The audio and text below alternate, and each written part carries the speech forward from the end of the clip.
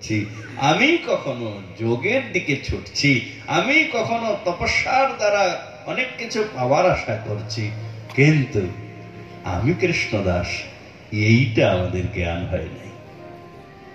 মহাপ্রভু আমি কৃষ্ণ দাসত্বটাকে বুঝাবার জন্য রায় রামানন্দ প্রভুর আগের বলা যতগুলো সাধন ছিল সবগুলাকে বললেন এহবাজ্য, এহবাজ্য, এহবাজ্য।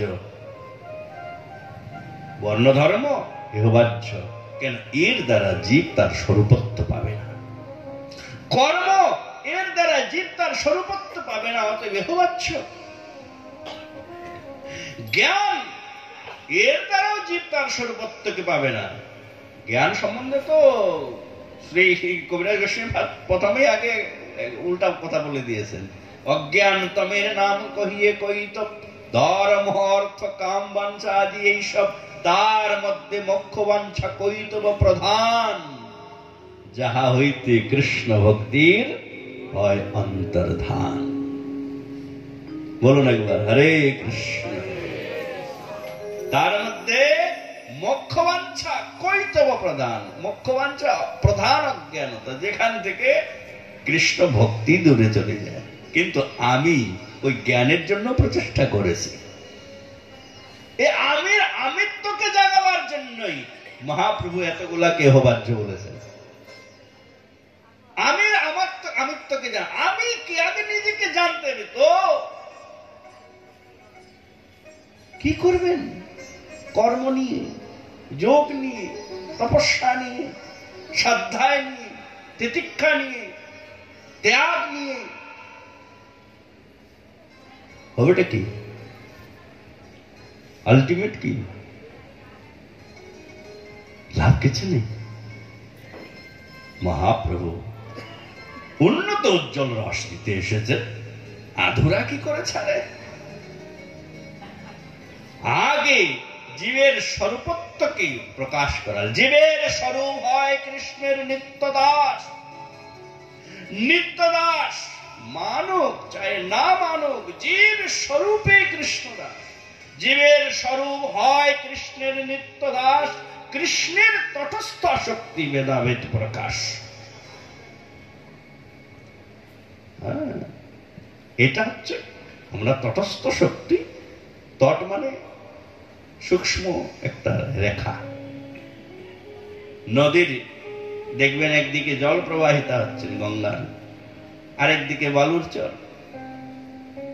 বালুর চর আর জলের মাঝখানে একটা সূক্ষ্ম রেখা যায়, যেটা কখনো জলের উচ্ছ্বাসেতে ভিজেও যায়, আবার কখনো কখনো ওটা শুকিয়েও যায়। আমরা হচ্ছে ওই রেখাটার মতো। সাধু বৈষ্ণবের কৃপারূপী যে জল তরঙ্গ, তার দ্বারা যদি কখনো ভেজে যাচ্ছি, তত আমরা ভগবত ধাম প্রাপ্তির জন্য প্রচেষ্টা করছি। আর যদি না হয়, তাহলে তটস্থ আমরা মাঝখানে, একদিকে মায়া, কৃষ্ণ শক্তি পরা প্রক্তা ক্ষেত্র কক্ষা তথা পরা অবিদ্যা কর্ম সংজ্ঞান্না তৃতীয়া শক্তির শ্রুতি। গৌর লীলায় তো শুধু সিদ্ধান্ত সিদ্ধান্ত সিদ্ধান্ত বলিয়া চিত্তে না করো অলস, যাহা হইতে চিত্তে লাগে সুদৃঢ় মানুষ। গৌর লীলায় শুধু সিদ্ধান্ত, আর কিছু নাই। আপনারা তো ভাবছেন মহাপ্রভু তো শুধু হরিনাম দিয়ে গেছে। মহাপ্রভু শুধু হরিনাম দিয়ে যাননি, মহাপ্রভু উন্নত উজ্জ্বল ভক্তি রসকে দিয়ে গেছে। উন্নত উজ্জ্বল ভক্তি রসকে জানতে গেলে সিদ্ধান্ত জানতে হবে। সিদ্ধান্ত না জানলে কিছু হবে না। উন্নত উজ্জ্বল ভক্তি রস, লোক একটা টাকা দিতে চায় না, আর উনি তো মনি নিয়ে এসেছেন, যার তার হাতে দিবেন। মনিটাকে পাবার জন্য, মনিটাকে রাখার জন্য উত্তম ব্যবস্থার দরকার। উন্নত উজ্জ্বল রসাম সভক্তি শ্রিয়ম। মহাপ্রভুর জীবের স্বরূপ হয় কৃষ্ণের নিত্যদাস, নিত্য কৃষ্ণদাস। আজকে দীক্ষা নিয়েছেন বলে দাস হয়েছেন তা নয়, দীক্ষার পূর্বে আপনি দাস ছিলেন, অন্য পশু জন্মে যখন ছিলেন তখনও আপনি দাস ছিলেন, কিন্তু পার্থক্য ছিল জ্ঞান নেই। কেন নাই? কৃষ্ণ ভুলি সেই জীবনাদি বহির্মুখ, অতএব মায়া তারে দেয় সংসার দুঃখ। কভু স্বর্গে ওঠায়, কভু নরকে ডোবায়, দণ্ড জনে রাজা যেন নদীতে চুবায়। অতএব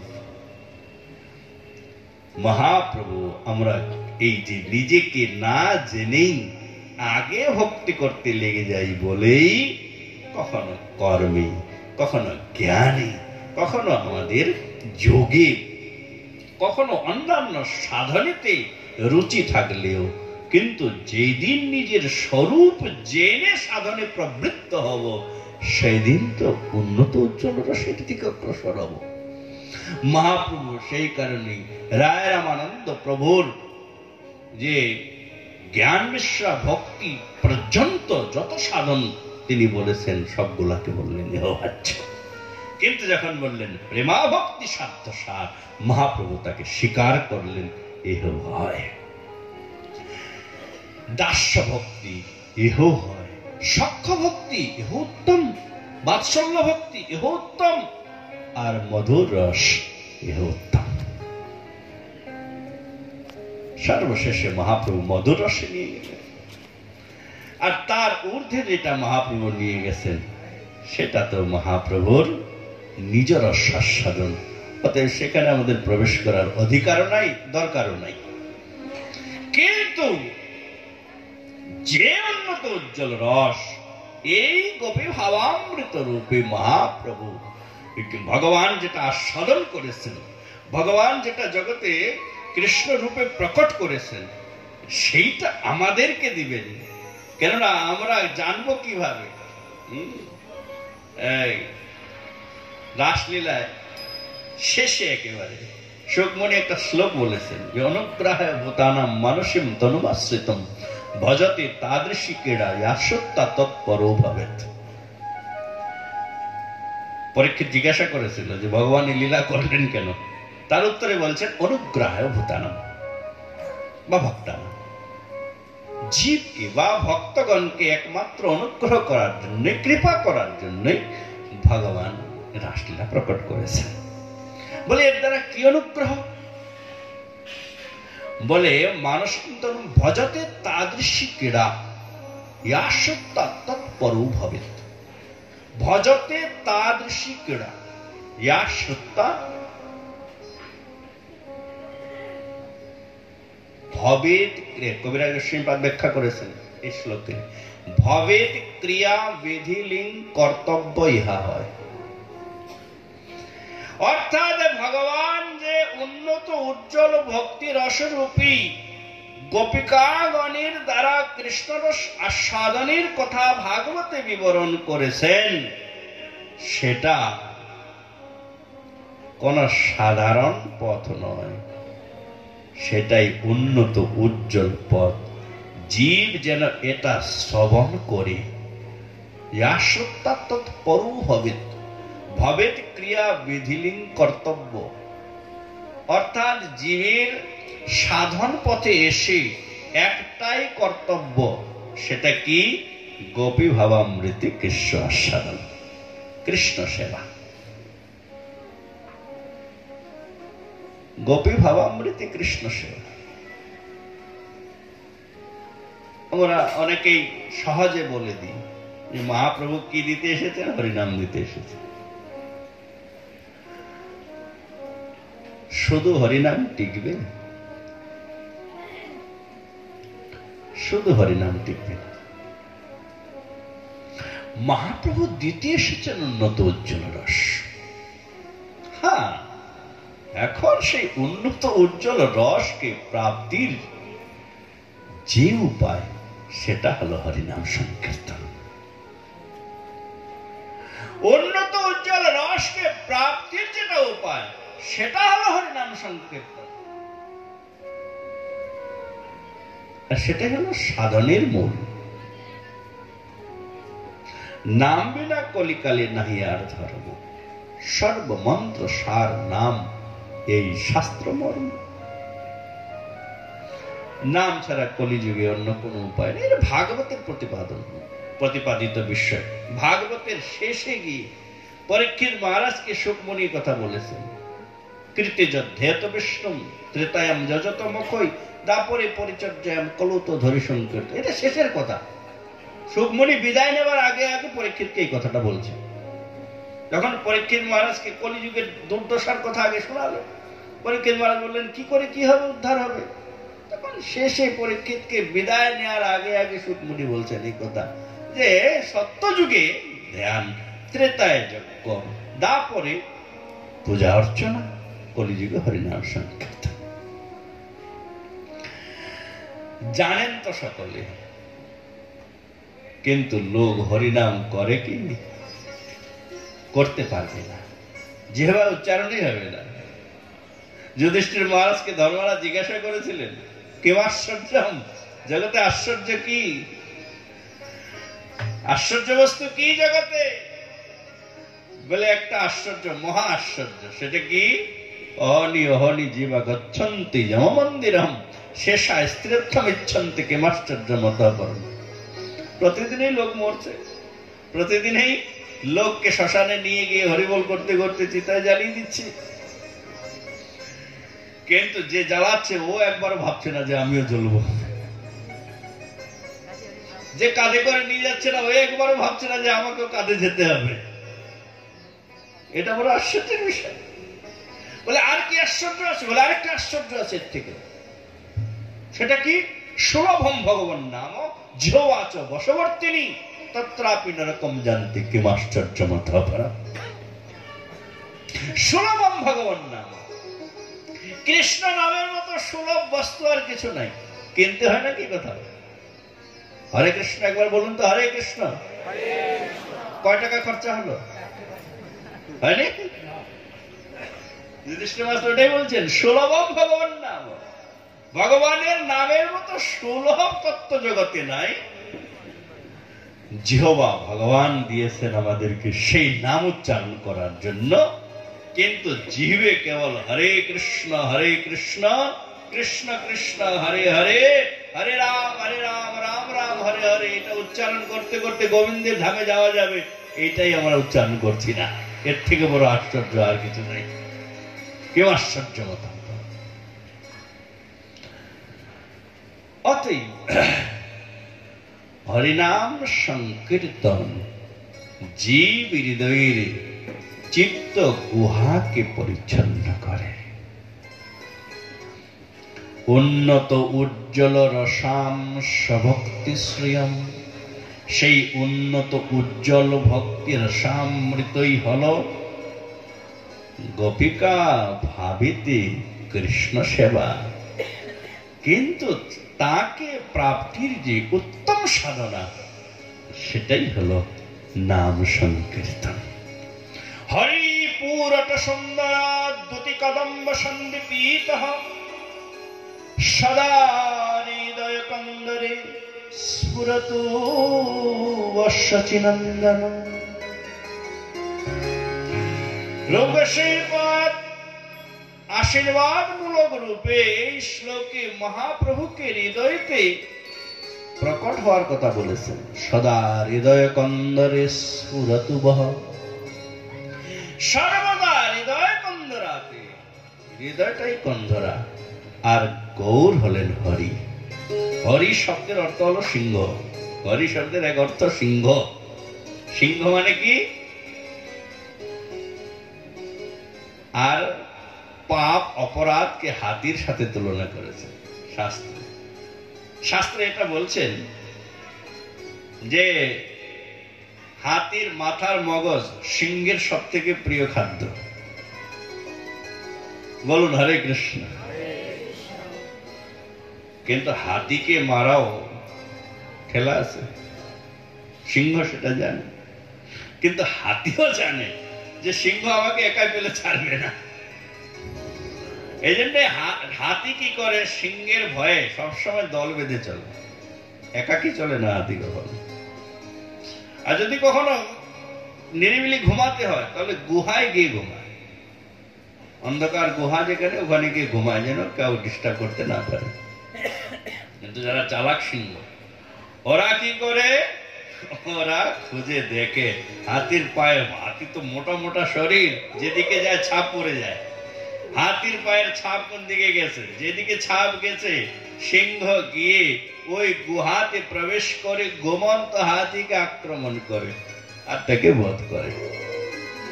অপরাধ হস্তির জয়ীছে না হয় উদ্গম। অপরাধ আর পাপ এই হস্তির নেই, ভোগের বৃত্তি স্বরূপ এই হৃদয়কে আচ্ছন্ন করে রেখে দিয়েছে। এই হৃদয় থেকে দূর করতে গেলে যেদিন গৌর সিংহ হৃদয়ে প্রবিষ্ট হয়ে একবার গর্জনা করবেন হরি বলো,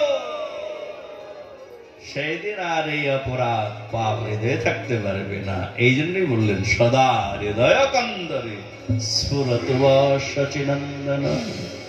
সদা হৃদয় কন্দরায় তোমাদের হৃদয়তে সচিনন্দন গৌর হরি স্ফূর্তি লাভ করুন। কেননা গৌর যেখানে অবতীর্ণ, যেখানে গৌরের হুঙ্কার, সিংহ গ্রীব, সিংহ বীর্য, সিংহের হুঙ্কার, গৌর হরি সিংহ গ্রীব, সিংহ বীর্য, সিংহের হুঙ্কার। পলায় দুরন্ত কলি পরিয়া বিভ্রাটে, একবার গৌর ডাক শোনা মাত্রই কলি বিভ্রান্তিতে পড়ে যায়। কোন দিকে যাবো রে বাবা? গৌর হরি পিছন থেকে তারা করছেন, বলুন গৌর হরি কি আদের। কেননা গৌর হরি একাধারে সকলকে একমাত্র প্রেম প্রদান করেছেন। কেউ যদি ভাবেন হরিনাম করলে পাপ মুক্ত হওয়া যায়, এটা অপরাধের কারণ। হরিনাম পাপ মুক্ত করে নামাভাসেই, কিন্তু হরিনাম প্রেম প্রদান করে। মহাপ্রভু কেবলমাত্র নাম সংকীর্তনের দ্বারাই তিনি সকলকে প্রেম দিয়েছেন। চিন্তা করেন, ঝাড়খণ্ড পথে বৃন্দাবন যাচ্ছিলেন মহাপ্রভু বলভদ্র ভট্টাচার্যের সাথে নিয়ে। শ্রী গোপালচন্দ্র গ্রন্থে জীবগোস্বামী পাদ প্রেমকে 3 ভাগে বিভাজিত করেছে।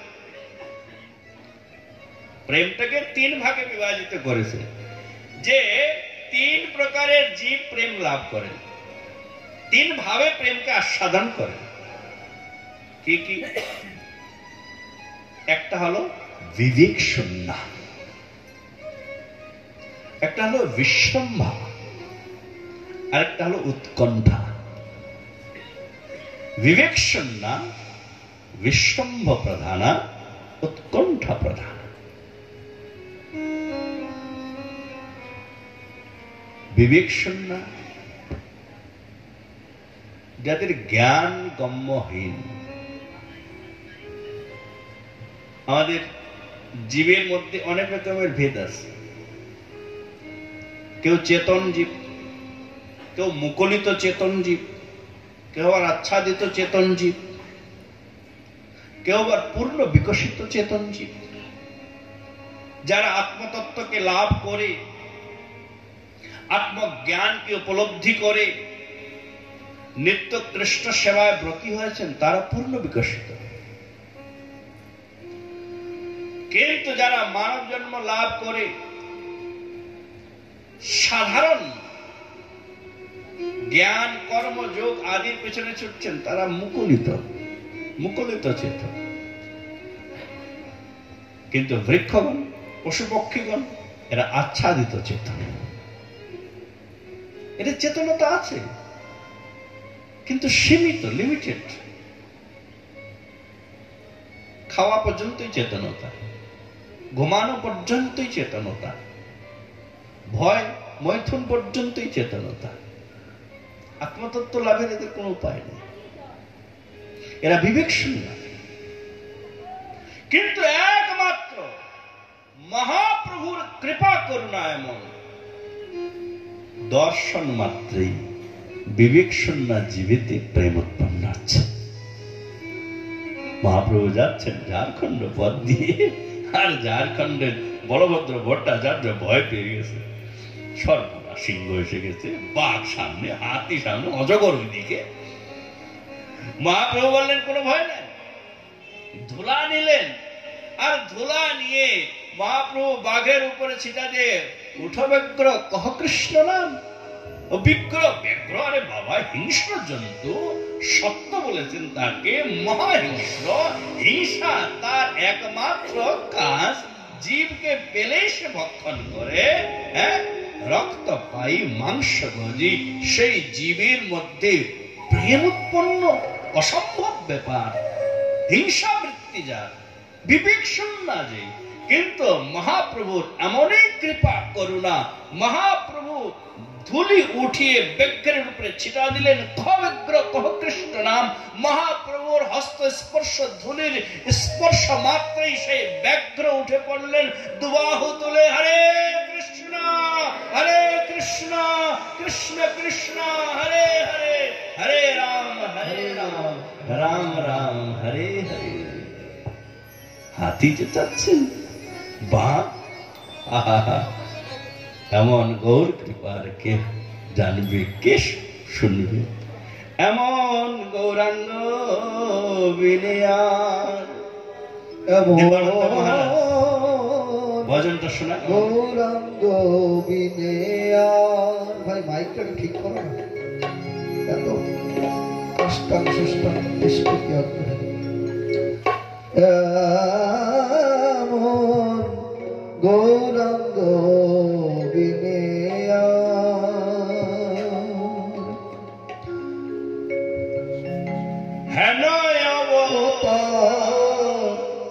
হবে কি হয়েছে হেন প্রেম পরচার, হেন অবতার হবে কি হয়েছে হেন প্রেম পরচার।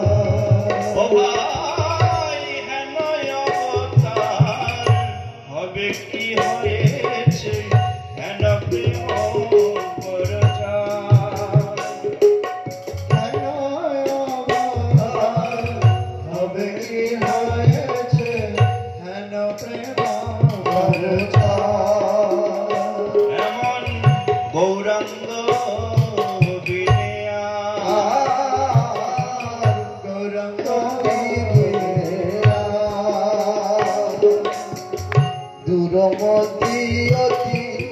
পতিত পাশাঙ্গী প্রাণে না মারি গোতারে। ভাই দুরমতি অতি পতিত পাশাঙ্গী প্রাণে না মারি গোতারে। আর হরি নাম দিয়া হৃদয় দোষিল, হরি নাম দিয়া হৃদয় হরি নাম দিয়া হৃদয় সদিল, যাচ্ছি গিয়া ঘরে ঘরে, যাচ্ছি গিয়া ঘরে ঘরে। আরে হরি নাম দিয়া হৃদয় সদিল, যাচ্ছি গিয়া ঘরে ঘরে, যাচ্ছি গিয়া ঘরে ঘরে। গৌরাঙ্গ বিনে আর, গৌরাঙ্গ বিনে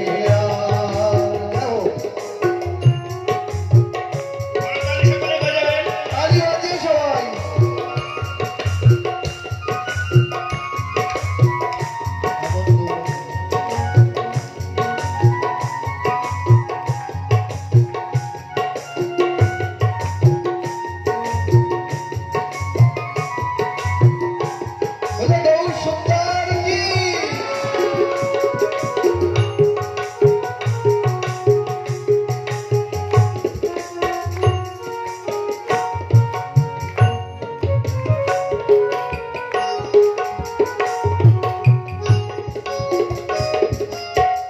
ভববিরিঞ্চি বাঞ্ছিত যে প্রেম জগতে ফেলিল ঠানি।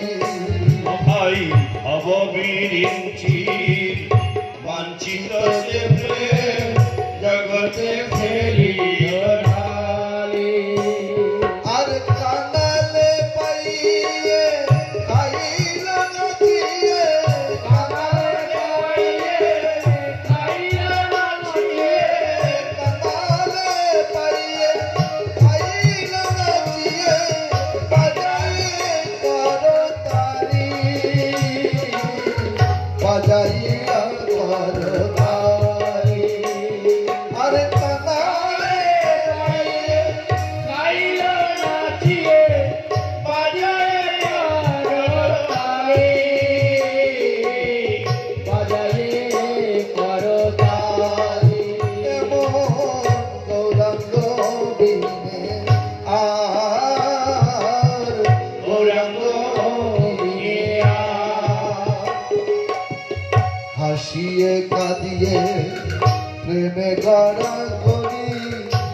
পুলকে ব্যাপিল হাসিয়ে কাঁদিয়ে প্রেমের গলি পুলকে ব্যাপিল আর চন্ডাল ব্রাহ্মণে করে কোলাকুলি চন্ডাল ব্রাহ্মণে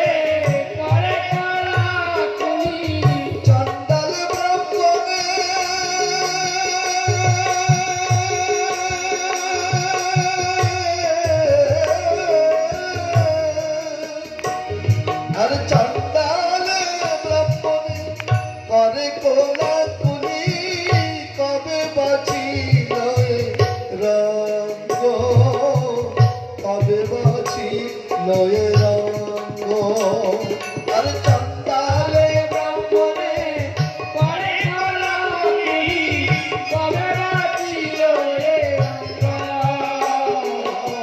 কবে বাঁচিল গৌরাঙ্গ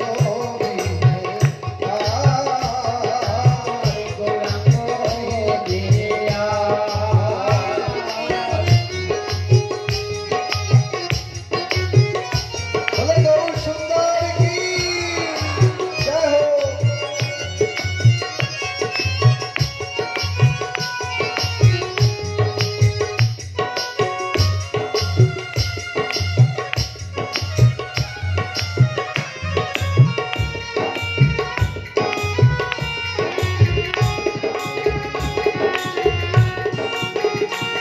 হরি বল।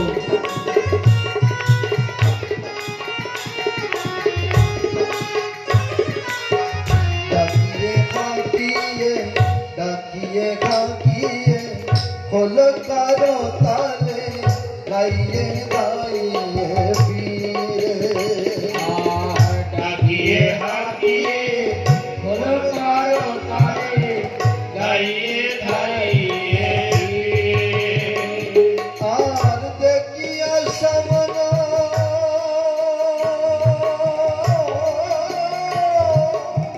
দেখিয়া সমন তারা সবাইয়ে কপাট আগিল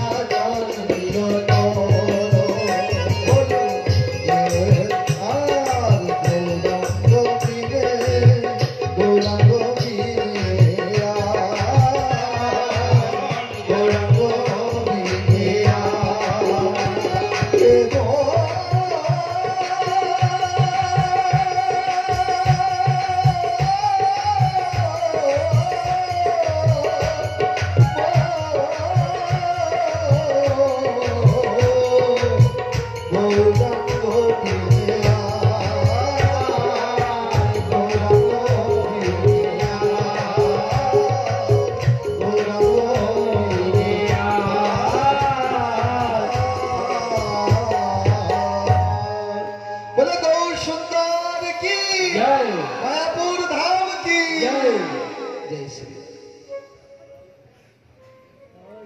বিবেক শূন্য।